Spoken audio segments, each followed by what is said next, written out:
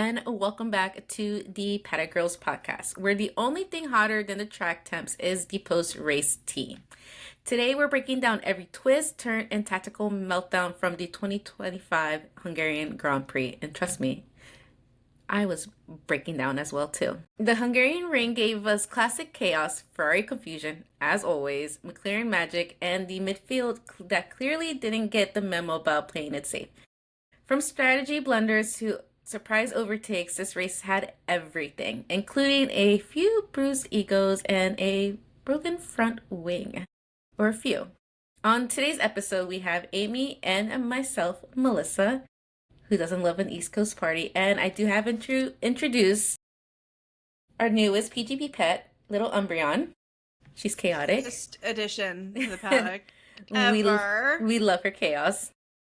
Now we'll be unpacking the wins, the wines, and what the hell moments that made Budapest a weekend to remember. So grab a drink, take a deep breath, and let's relive the drama. All right, besties. It is not a PGP race recap without circuit updates. So, yep, y'all guessed it. I am back with our newly named turn-by-turn segment. I love it. I love the name. Again, I said this last time. If you guys have another name suggestion for this segment, please drop us a comment, slide in our DMs. I don't care. If you're a Threads user, Threads now has DMs. The DMs are open. I promise you, I will respond to you.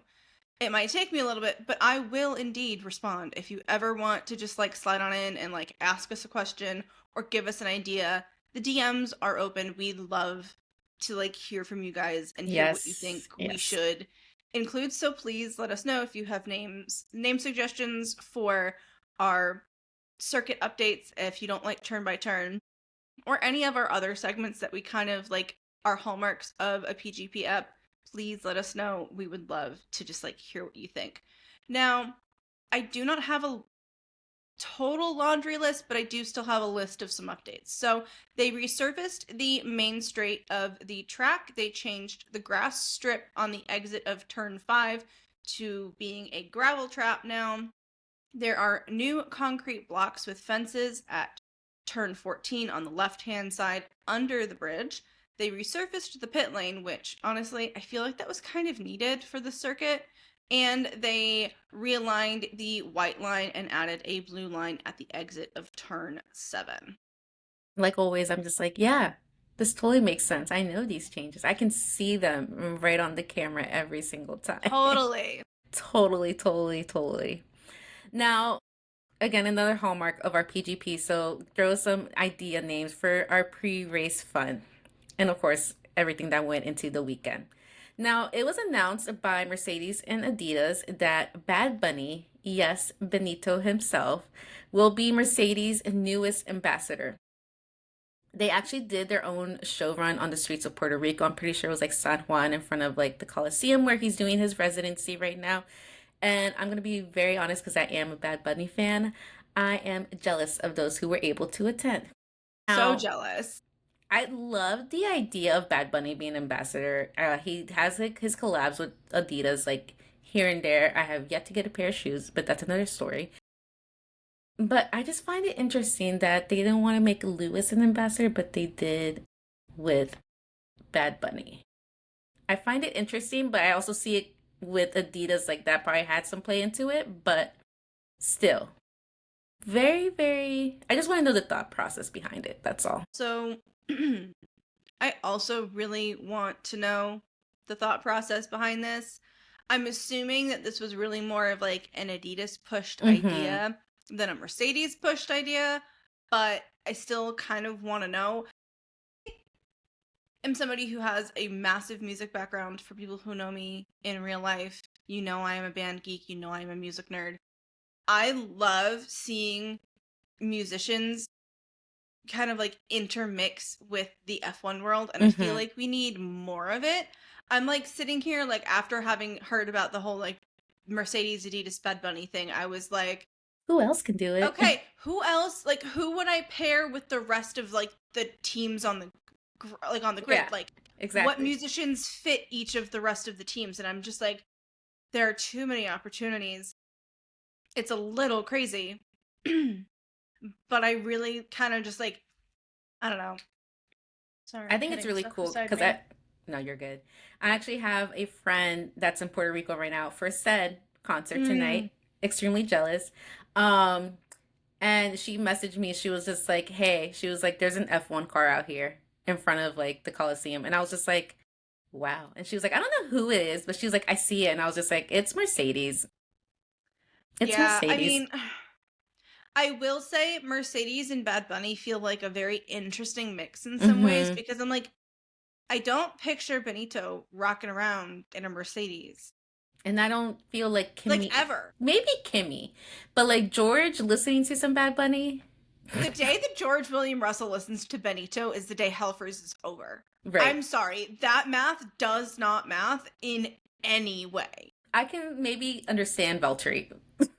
Yes. Maybe. Valtteri, Kimmy probably has a few Benito songs on like Yeah, his liked on Spotify or something like that. exactly. But like it's not a heavy rotation. I don't know if there's any team on the grid that feels like they fit Benito. Like I'm just like I can't picture who makes sense. Yeah, because the I only don't time think he's any of them make yeah, sense. the only time he's ever been like when he would go to a race, he would be at the Red Bull garage because of Checo, Mm-hmm. which again makes sense. But now I'm just Yes. like maybe Lewis. I don't know. I don't know. I really do hope that we see more like Hmm. partnerships like that. I think it's just really cool. I think it opens up F1 up to like other fans that Yeah, wouldn't have necessarily 100%. like even thought about it, but I bet you there are tons of people who are like Hmm. gonna be at his shows in PR that are like, the Oh, hell is this? yeah. Like seeing this giant F1 car out in front, gonna be like, what is this? And then immediately go down a rabbit hole because it's just kind of inevitable. Like it all happens to all of us. And so, yeah. It's a canon event. We can't interfere. Literally. Literally. Like it's just gotta happen. But Literally. I know I was excited heading into this weekend, and I think there are probably a few other fans that were excited about this, and that is the fact that everybody's favorite Canadian former IndyCar driver, James Hinchcliffe, was back with F1 TV. Honestly, I love James Hinchcliffe. I love James Hinchcliffe. I have loved him since he was in IndyCar. I loved watching him on Dancing with the Stars. Like, he's just a gem of a human, and his commentary is really good because he's a former driver.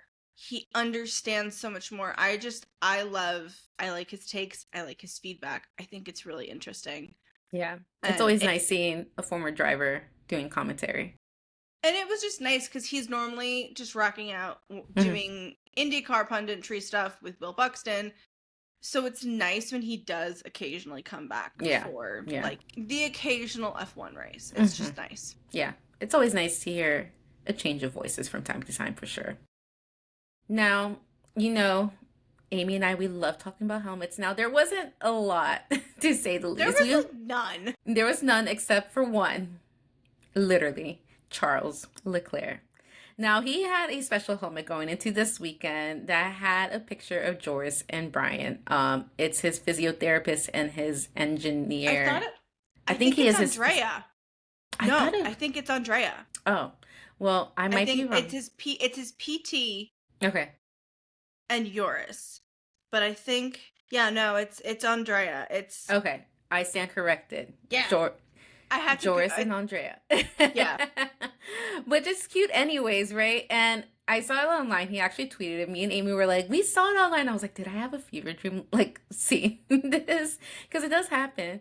And it turns out they actually, Andrea and Joris, had designed his helmet and put a picture of the three of them, which I thought was really cute, just knowing how like close he is with like people on his team. Honestly, it was such a cute helmet design because it's pretty much his usual helmet design with just the addition of the three of them on the top, which I like. They kept it very very Charles, like it's very on brand. I do think it's really funny that he only posted these photos on his friggin' Twitter. Yeah. That, like, yes, he's got a good amount of followers on Twitter, but, like, normally I feel like he cross-posts everything. And so it's, like, the fact that it didn't go to his Instagram is just kind of like, huh. Not on brand for That's Charles. That's interesting. Yeah. But it's such a cute design. The photo choice that they picked for the top of the helmet for the three of them is just really cute.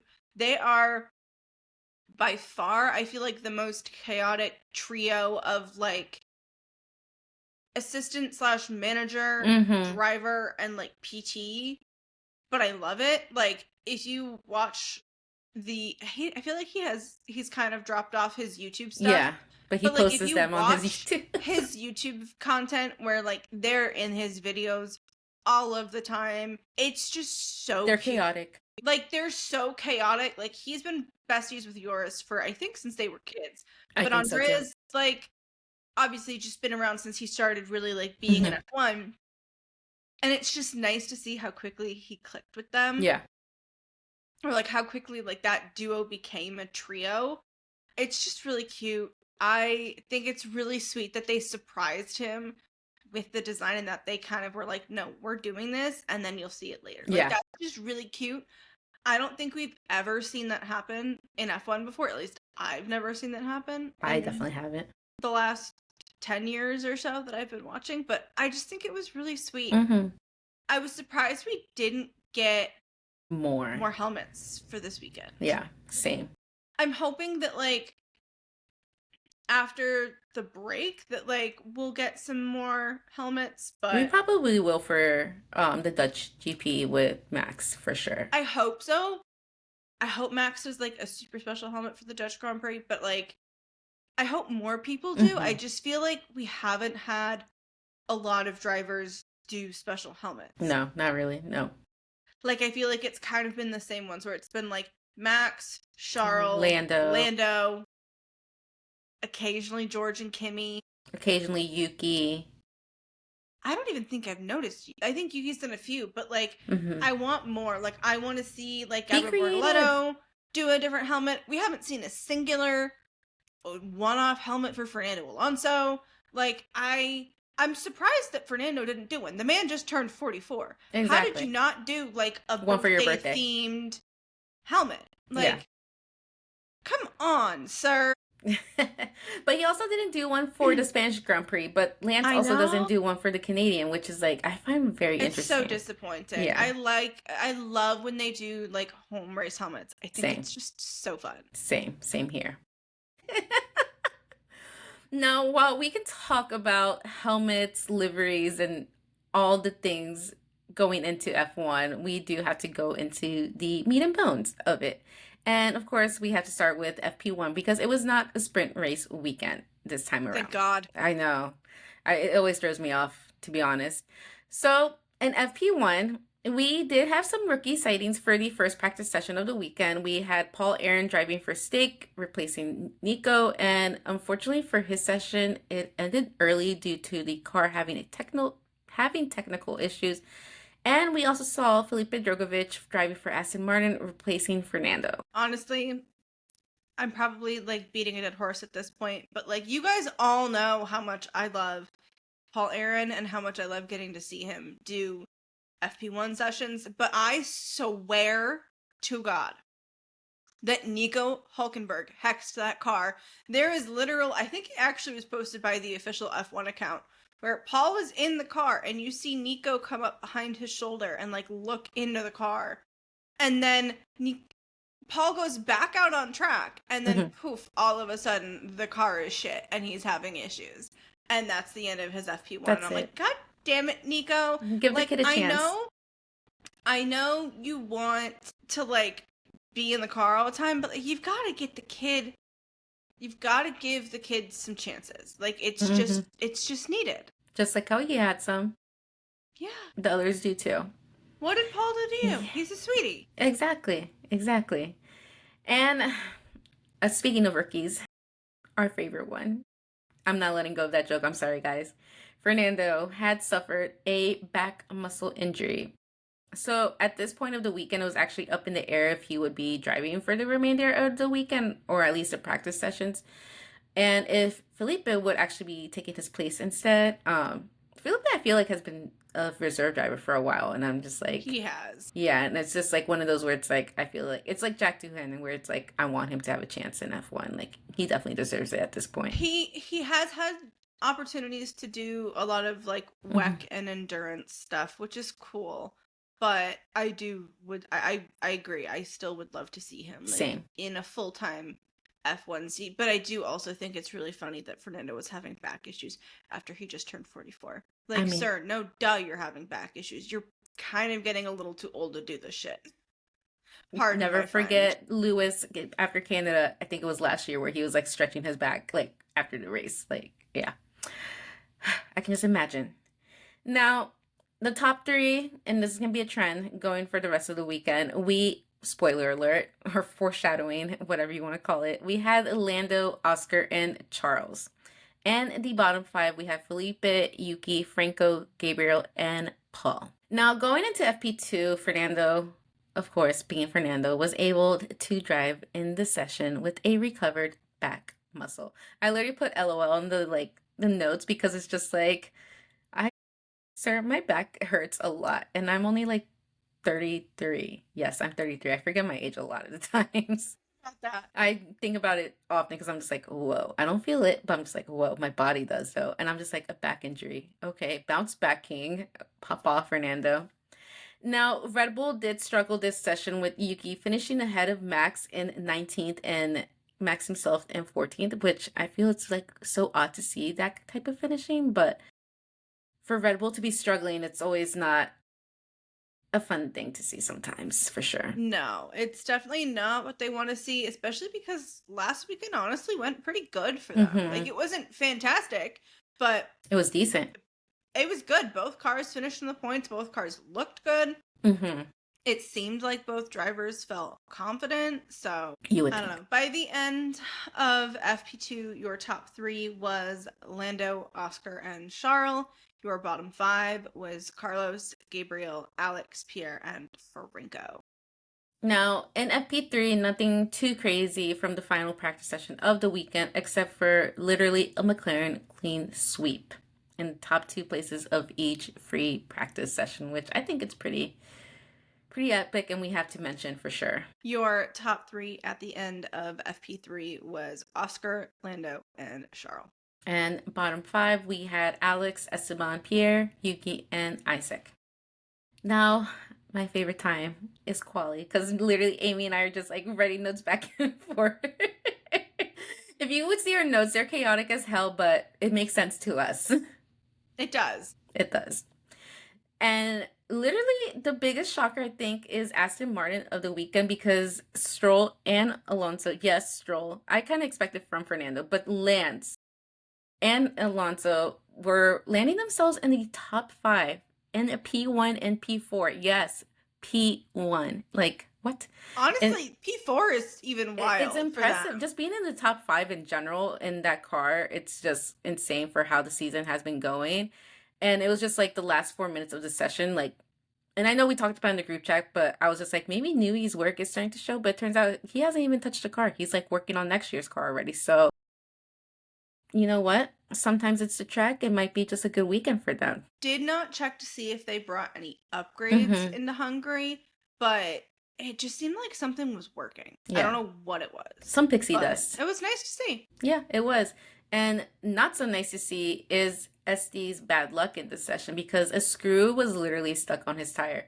Like, when I say like a screw was stuck, like it was just like, you know, when like people like you're driving and you look at your cars and there's like little pebbles and everything stuck in like in the tire. Yeah, it was like that apparently, and you can see it on the TV. It was, yeah. Honestly, I feel like for me the most stressful part of Q1 was just watching the Ferraris, because like, guys, please, for the love of all that is holy, can we get it together? Like, you're stressing everybody out. I'm not even a big Ferrari fan. I may be an Italian American, but like, I have a very hard time rooting for Ferrari because they just constantly make me want to shake my head. But they had me stressing, and that's not a good thing. No, it's definitely not, because during the session, I literally was just like, Ferrari, I swear to God, when I saw where they were, because I was not happy where they were. They looked like they were very close to being knocked out. And yeah, no, I'm so over the stress they give me. I really feel like we either need a Ferrari swear jar or like some kind of like version of a swear jar just for those like Ferrari like screw up moments, because honestly, it's a little crazy. But I feel like people would save so much money if they did it. Like anytime Ferrari makes a mistake, just stick $1 in the jar. We can use it towards my therapy at this point. I think a lot of Ferrari fans would go put it towards therapy because And we all need it. ouch. We all do. We all do. I think my biggest surprise really was seeing both Astons go through to Q2, because that's just like not been always a guarantee for them. Yeah. Yeah. At least Fernando usually tends to go, but Lance has always been like one of the very bottom ones. So it's nice to see a little change of things. And then out of this session, we had Yuki, Pierre, Esteban, Nico, and Alex. We did also have Isaac Hadjar with a really killer finish. I loved seeing him this qualifying session. I feel like he always does really well in quali, which is just really, really nice. Rookie I love of the it. year. I sincerely hope so. I think so. He's for sure currently the top runner for PGP's Rookie of the Year. Like, just the most improvement I feel like we've seen. Out. Like, he even had a really rough... I mean, he had a horrible start to his season, and he's been so consistent ever since, really. Like, the only issues he's had have been things that have mainly been out of his control. Exactly. Which is just really kind of cute. Now, at the start of Q2, there was a little bit of a delay, and I have to say, I was giggling so bad hearing Julian Palmer noting all of the different tools that they were using to clear the gravel off of the track. It was just really kind of funny because he's like, oh, we've got the witch's broom, and we've got a leaf blower, and I'm like, okay, that's one way to kill some time. It you just gotta made keep me the laugh. crowd entertained. That's the thing. It was cute. It was. We enjoy it. Now, we love drama, especially rain drama, because I forgot what lap or how much time there was left during the second quali session, but there you just hear like radio messages talking about signs of possible rain around turn 6 specifically. It was the way the F1 TV team like panned out to the crowd, and all you see is just umbrellas and raincoats everywhere. And it's just like, oop, the minute you see umbrellas going up, it's just, my heart immediately starts to stress a little bit more, because that automatically, in my head at least, means chaos. I feel like shortly after we saw everybody having their umbrellas go up and their raincoats go on, we also saw Franco Colapinto get a lap deletion for track limits. And it didn't even really seem like it was truly his fault. It seemed like there was an issue with the car that made him just like go really wide. And Alpine, I need you to get both of your cars on the same page, please. Thank you. Alpine, you're on the list too. And the sass was out for Charles this weekend, because this man came on the radio telling Ferrari what he wants to do. He wants to do. And I personally love when Charles gets sassy and bossy over the radio, because I don't want to say like he's a pushover, but he's very passive with certain things. And like I feel like this season he's definitely been speaking out more about things that he doesn't agree with, which kudos. However, Ferrari, I swear to God, at this point, I'm just gonna send you guys my therapy and my anxiety medication bills every month. Because, like, at this point, what the hell? Like, what the hell is going on in Ferrari? That's all I'm gonna say, because we're gonna talk about this, like, in a second. But, like, I'm so over it. So over it. At least though, we do have one good thing from this Q2 session, and that was seeing Gabriel Bortoleto just soar through the session. Like, He's been hell doing so yes, well. baby. He's been doing so well. It's so nice. Now, by the end of Q2, the people we lost were Kimmy, Ollie, Lewis, Carlos, and Franco. Again, Ferrari, when I What the get hell? you in the streets, you better watch out. Because I literally was crashing out with Chris at that moment. I was just like, oh my God, like, what is going on? What the hell? Like, I need them to get in their shit together. And what the cherry on top of it all, Lewis's radio message every time. Fred and all of Ferrari, literally all, not even F1, all of Ferrari, I am coming for you guys. Because what the hell have you guys done to Lewis Hamilton? What? I said last episode I wanted to see like happy Lewis back. I made a comment about how like disappointed and dejected he seemed.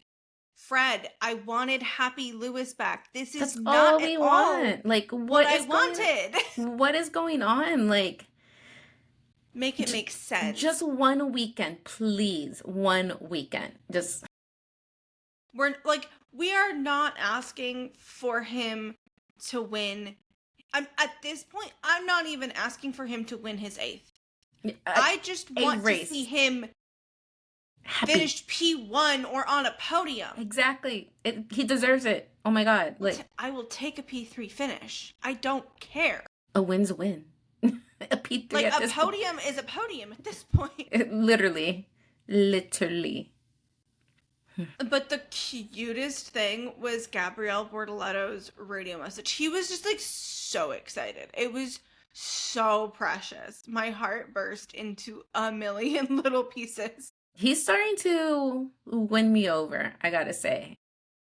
He seems like a very wholesome guy, and I'm happy to see him doing like so well, especially as of recently. So, starting to become a fan of him. Now, as we rolled into Q3, I honestly started the Q3 session just still trying to process seeing both Aston Martins in Q3. What alternate reality were we currently rocking out in? Because it couldn't have been the same one we've been Insane. in. Because both Astons through to Q3? Both of them? I mean, I will say, Alonso being able to say that he was in top 10 for a race after he turns 44 is kind of iconic work. It is. Especially the fact that he is still racing in F1 at his age is and still iconic. Has a contract for next year at least. That part. Chaos. We had in Q3 only 4 drivers who started the session on new tires, and that was George, Lando, Oscar, and Fernando. Everybody else was on used tires. Towards the end of the session, we did see Fernando provisionally put it in P2 and Lance in P4, which was just like crazy work to see. Crazy. I actually thought I was dreaming for a hot sec. I had to pause my TV and like pinch myself real quick because I was like, am I seeing things? I think this may have been the most stressful Q3 session I've sat through in a really long time, at least for this season. Mm-hmm. But I think the cutest thing of it all was actually hearing how purely surprised Charles Leclerc was with his finish. It was just so cute. We were all surprised. Max was surprised. I was surprised. Because what a lap. I had to leave during the session because I had to take Lexi to a vet. Pet mom props. I can hear your... It's Kiwi. It's the bird. Oh, Kiwi girl. Yeah, it's Kiwi. Unfortunately. It's okay. I can't shut him up. But he has a lot to say, clearly. As we can all hear. He has thoughts. He has a lot of thoughts. But I was just as surprised because, like, what a brilliant lap. Charles, the man you are, I love you. Ferrari, we have stuff to talk about. Anyways, if you guys heard screaming from the DMV, DC, Maryland, Virginia, for those who are not familiar, I am Not sorry at all. I was at the vet in the room waiting for the vet tech to come in to give Lexi her monthly little bone shot to make her strong and healthy. And I look into our doc and I just see the top 10 and I scream. That's I all. saw her go into the dock too because I was still in it, and I was like, "Oh, there's Mel." I am taking a peek because I know it's just gonna be quicker for me to go on the dock instead of like. I was like half tempted to text you to be like, "Your boy just pulled out a miracle," And the because miracle it I was indeed. flabbergasted. He literally with was this just top like, 10. and like in his post like quality interview, he was just like, I don't understand Formula One anymore. He's like, I don't know how I did this. It was honestly kind of cute. Yeah. But your top 10 at the end of qualifying was Charles in P1, Oscar in P2, Lando in P3, George in P4, Fernando in P5, Lance in P6, Gabriel in P7, Max in P8, Liam in P9, and Isaac rounding us out in P10. I'm gonna be honest, seeing both Aston Martins in the top five was not on my bingo card. But damn, I really gotta be happy for them. And even for Gabriel, because like the fact that like he's also like managed under Fernando's like team and everything like that. Like kudos to Gabby. But Fernando and Lance, I gotta give it to you guys. Respect. Honestly, Respect. it was kind of iconic. Mm-hmm. I think for me with Gabby, I think the most exciting thing was the fact like majority of this season so far, Nico has outperformed him. So Yeah. it's kind of been cool to see that pendulum kind of start to swing a little Mhm. bit in Gabby's favor every so often, at least with qualies. Does he have a contract for next year with the team yet, or no? Quick Google search time. Enters Jeopardy music. Doo-doo-doo. Yes, he is contracted with Sauber at least through the end of the 2026 season. Okay, so he's going to be driving with them under out once they fully are Audi. Okay, cool. I'm Yes. going to be very interested to see how that goes then. I'm Something- really excited to see what happens when Audi takes over the team. I feel like we've said this like 800 times. But like it's going to just change the game a little bit, not to mention the new The regs. grid. It's just everything's going to be so interesting next Exactly. season, and I'm so excited. Very, very. Wow, Mel and I could yap about And quality, we can. and we have until we're blue in the friggin' face. We do need to talk about the race because this race was interesting. It was. It started off with the fact that Yuki Tsunoda was actually going to be starting from the pit lane because he took a new power unit. At this point, it's going to be one of those, like, take a shot every time Yuki starts from the pit lane this season. Because I've lost count how many times he started from the pit lane. Yeah, I agree. I really want Yuki to do well in this Red Bull car, because I've said it countless times. Everyone knows it. He deserves to be in that seat. But at this point, I'm just like, it's just not working out. But I don't know who else it's going to work out for, because it didn't work out for Liam. It didn't work out for Checo. It didn't work out for... I will say, I do think that Laura Meckes is making improvements. I'm excited to see what the team is like when they come back from the summer break. Especially the fact that he was just like, it's not Yuki's fault. Like, something's wrong with the car. So, like, even that accountability, like, speaks a lot for him as the team principal, which I really appreciate, because it's just like, whoa, accountability from the team principal at Red Bull. Like, what? It's an anomaly. Yeah, exactly. Now, I have to say, my boy Charles, that start was beautiful. Beautiful. I loved it. But Lando, my boy, the biggest oof. It was insane. That start was just not grateful, to say the least. Honestly, y'all, I can't even lie. I laughed watching Lando drop like a weight back to 5th position from his starting. I was like, you tried, and then you just like fumbled so hard. It was insane. That's just like, hello. And Kiwi clearly agrees with his crazy chirping. clearly. And it's just like crazy. And speaking of crazy starts, Gabby and Nico both were noted for a possible false start. Please, guys, what the hell? No, literally. I will say I loved watching Gabby defending Max and coming for Fernando all at the same time. It just brought me so much joy. I feel like Gabby and Fernando have like a cute little father-son like work relationship. So it's always Absolutely. just like he probably sees he's like, I gotta like go up to him and everything. So I feel like it's just like extra motivation for him.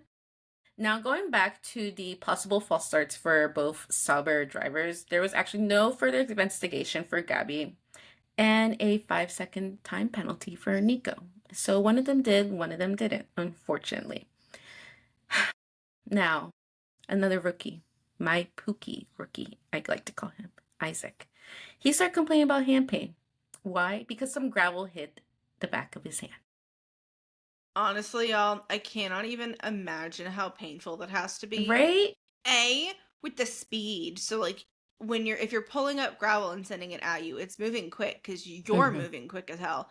But also it was cooler than like normal track temps for Hungary for this weekend. So like I'm just imagining like what it's like in Massachusetts. Like if something were to hit my hand in the fall or winter, like it hurts a lot more than it 100%. does if the same thing were to happen in the summer, because when your body's cold and your hands are cold, things hurt more. That's just like really not a fun experience. I hope he is okay. Yeah, exactly. Yeah, because they have gloves and everything, but still, it's the speeds that they're going and everything. Like it's just, I cannot imagine how uncomfortable and painful that could be.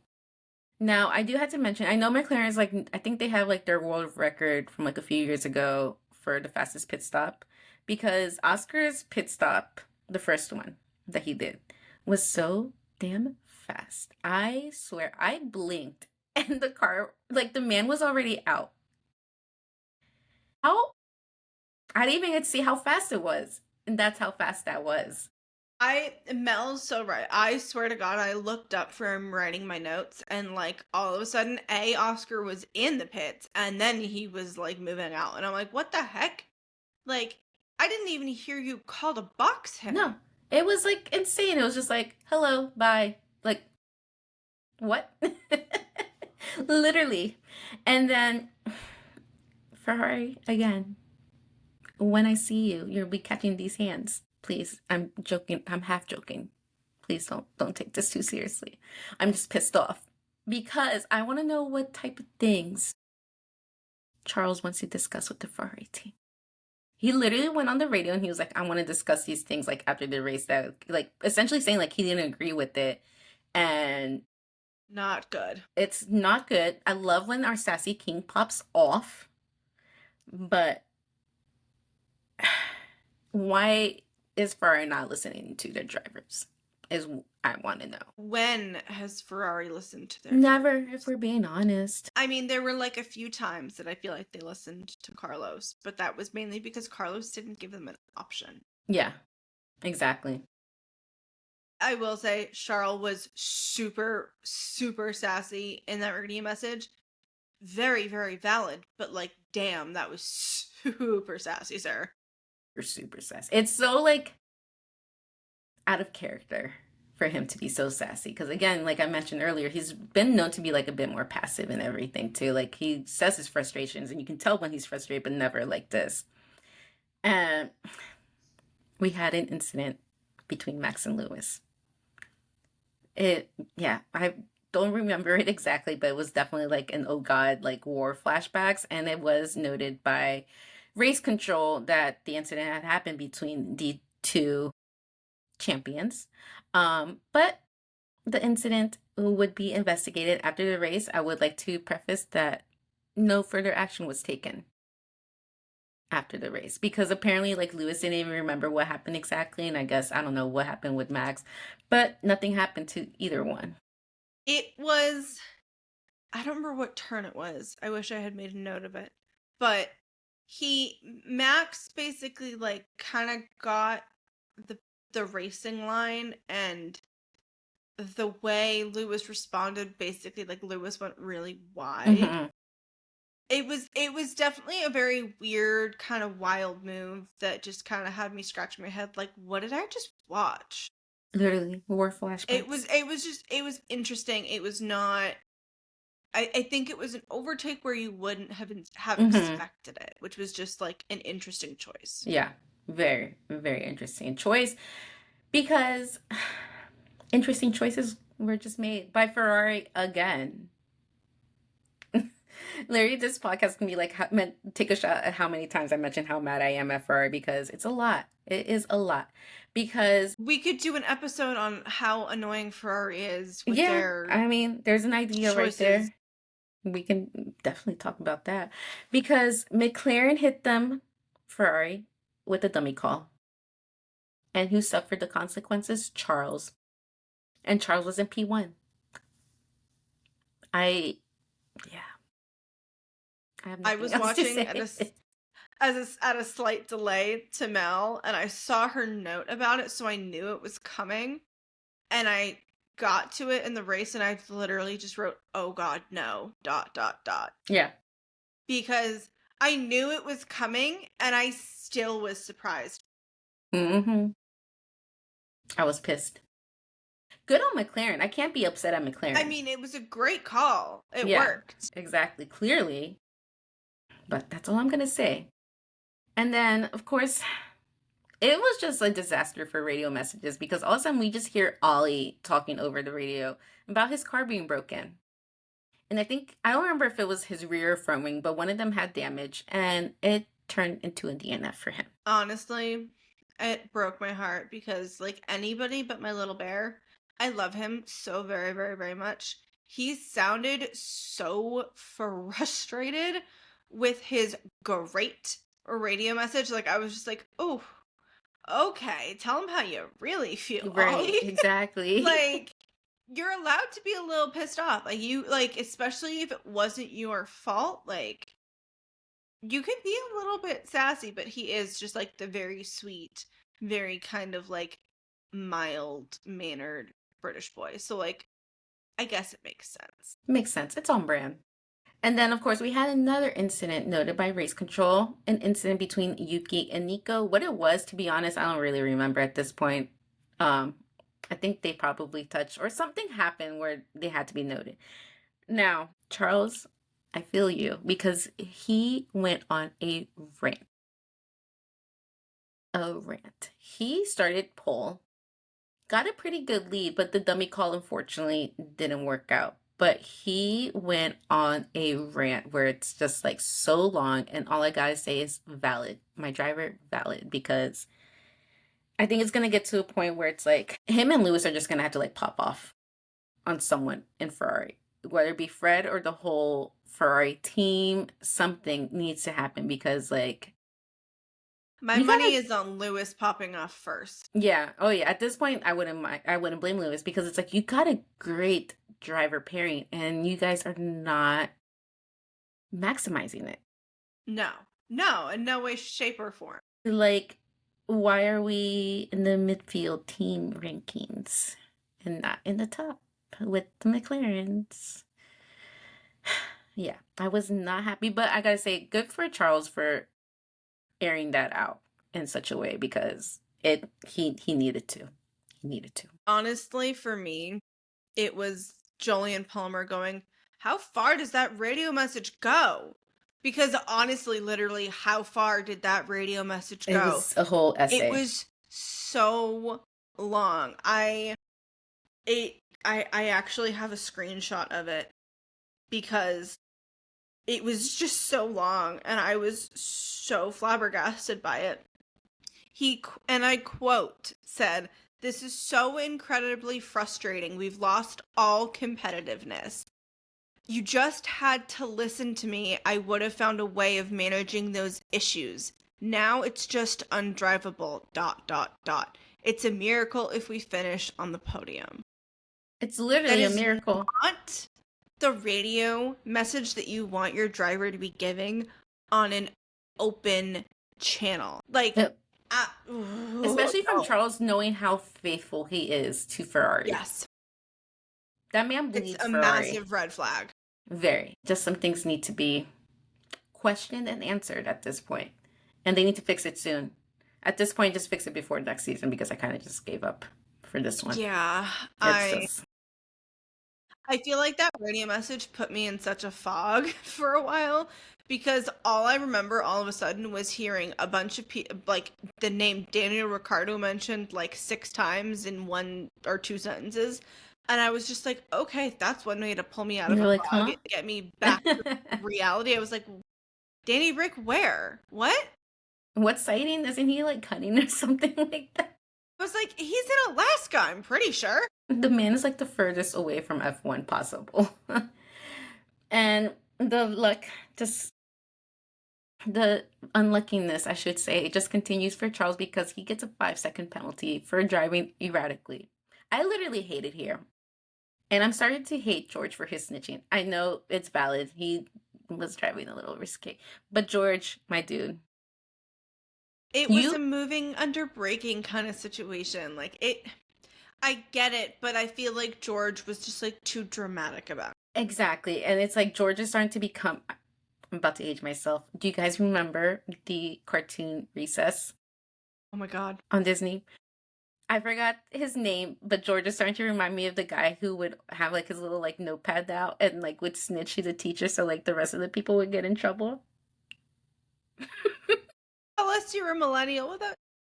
I love that cartoon though. Like that show Recess was like amazing, but that's who George is starting to remind me of because yeah. He's always the first one. But anyways, I do have to say, at least Charles, he was in P4 at this point, and George was on the podium, which I think that's what bothered me, where it's like, George, like, your position's not even being, like, affected. But luckily, the penalty didn't affect Charles to the point where he would be, like, bumped down the grid, I guess, or the final positions. And sorry, I had a brain fart. And the top 3 for this weekend, right before we head off to summer break, we had Lando in P1, Oscar in P2, and George in P3. As a Ferrari fan, no one talked to me after this episode recording. Thank you. Your fastest lap went to George with a lap time of 1:19.409, which honestly is pretty damn fast. Speedy Gonzalez. And we had Gabriel Bortoleto for driver of the day, which is well deserved. Well deserved. I forgot to vote for driver of the day this race, which normally I don't. I'm really good about doing it. Mm-hmm. And I totally forgot, and I couldn't have picked a better driver personally. Fastest pit stop went to McLaren with a 1.9 second pit stop on Lando Norris's car, which honestly, that's crazy fast. It's insane. I swear, it's like blinking and they're already like weaving out of the way. Now, after this win from Lando and Oscar's P2 finish, just actually has Oscar 9 points ahead of Lando in the World Driver Championship standings. So it's starting to get pretty close, and it's going to be very interesting after the summer break how it goes. Honestly, having it be that close brings me just like so much joy because I would prefer it to be a fight until the last race versus what we've had in the past. As much as I do love Maxi, it was really kind of sometimes frustrating to see him win it so quickly. Mm-hmm. And I really do prefer a fight till the Same. very, very end. I just think it's way more. Yeah, no, I have to agree with you. It's just makes the rest of the season worth it for sure. Now, what I really and truly love, because it brought me so much joy, is the fact that this is a career best result for Gabriel Bortoleto with both his qualifying results and his race finish. So it's his best results of the season. I just think that's so iconic. And we love Gabby on this podcast. Yes, we do. Now, you guys know Lando Norris is an icon for his champagne pop celebrations. And he also is very much so known, at least last season, for breaking trophies. And what had me absolutely laughing uncontrollably was watching Lando Norris move his trophy way away from the podium before doing his champagne celly. Honestly, I kind of was both laughing and shaking my head at the same time, because it's like, okay, so you'll move it if it's your P1 trophy and be mindful when it's your trophy. But when somebody else is in P1, you're kind of reckless. Like, Noted. it just big old question mark and made me scratch my head. Like, I don't fully get it, but like, Yeah. I guess okay. Yeah. I mean, I guess he learned his lesson from, I think it was last year or 2 seasons. It was one of those recent ones. I was trying to remember. I think it was 2 seasons ago, because last year. I think it was 2 seasons for a Hungary trophy. Yeah, because last year Oscar had one, and that was a whole other ordeal with that. If you know, you know. But those trophies are nice. Like, I do like I love looking at them. Like, they're probably like one of my favorite ones. Just the detail and everything that goes into them. So I don't blame the guy, but again, it does bring question marks with the whole, like, okay, if it's someone else on P1, like, you don't really care what happens. So I get it. We do still need to give our predictions now because it is a race recap. As is my tradition, I grabbed one of my pendulums to attempt, keyword being attempt, to predict the upcoming podium for the Dutch Grand Prix. My P1 is Charles Leclerc, which honestly I love. My God, P2, I hope that would happen. my P2 is Oscar Piastri, which again, I love. I love Oscar. My P3 was where things got a little interesting, because it kind of seems like my pendulum cannot decide who really and truly should be P3. So it was very torn between Fernando Alonso and Kimi Antonelli. If I personally have to be the tiebreaker for that, I kind of think I want to see Fernando Alonso in P3, just for funsies. Yeah, why not? I wouldn't be upset at that podium. But yeah, the Dutch Grand Prix. I'm not looking forward to summer break, but we do have some exciting stuff coming out. Part of me would actually love to go, but the other part doesn't know how I'd be able to handle the sea of Max fans. You guys are intense, but in a good way, so no offense, please. Now, it is about halfway through the season. I think it is a little bit more. And I'm gonna have to go with the McLaren boys taking the 1-2 spots on the podium for the next round. I am gonna say Oscar in P1 because I like Oscar as well too. Lando in P2. And as for P3, I'm gonna say it's anyone's game at this point. I would love to see Lewis and Charles, but the way Ferrari has been coming up with their strategies, well, we know where we are. So for P3, let's go with Fernando, because that man was on fire today, and I would love to see that fire continue. And to close out the episode, we have drivers of the week. Yes, I am making an executive decision, and we are doing, dare I say, a 2-for-1 deal with the A14 boys, aka Gabriel Bortoleto and Fernando Alonso. They both finished in the points this weekend, and it felt only fair. So those are our drivers of the week. Now, that is a wrap on our Hungarian Grand Prix recap. Another wild one at the Hungaroring. From strategy shakeups to standout drives, this race definitely kept us on our toes. Now, don't hang up your helmets just yet, because next time on PGP, we are switching gears and heading back to PGP Book Club. It's been a little bit. We're long overdue for this. We are going to be diving into Kiss and Collide by Amanda Weaver. It's book 2 in her Racing Hearts series that brings both the heat on and off the track. If you've liked the other books that we've reviewed, trust us, you do not want to miss out on this book review. Until then, make sure you are following us on social media. Everywhere we are Paddock Girls Podcast. We will supply you with all of the updates, behind the scenes content, and maybe even some bookish teasers. You'll never know. We will see you on the next lap, besties. Thanks for listening and joining us in the paddock. Bye. Bye.